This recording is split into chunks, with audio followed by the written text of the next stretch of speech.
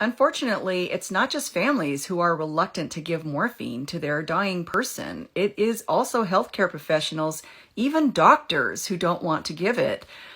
I don't know why there is so much fear around giving a drug that's perfectly safe to use in the right doses. It's just the stigma that's attached to morphine. I mean, and that's not the only opioid that we give at the end of life. We also use oxycodone, methadone, Dilaudid. You know, we use other drugs that are equally as dangerous if they're administered improperly in, too large of a dose.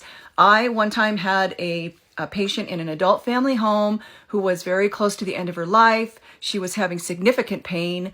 The adult family home needed orders to give her routine morphine so that she could be comfortable. The family wanted that for her. They asked to have an order for scheduled morphine rather than them just giving it as needed, because sometimes facilities aren't great at assessing for pain and managing pain. So we get a continuing order for a scheduled dose. And I called the patient's provider, who was not a hospice doc, and he just lit into me. I know what you people in hospice do. You give morphine until they die. And I was like blown away. I had never encountered such vehement animosity from a professional doctor before. So I called my hospice provider, and he called the doctor to have a little doc-to-doc chat, and he got the same response from the guy.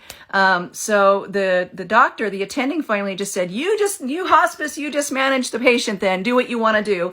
And so my hospice doctor called me back and gave me the orders that the patient needed to be comfortable until the end of her life. So in that case, it wasn't the family that didn't want to give the medication. It was her doctor.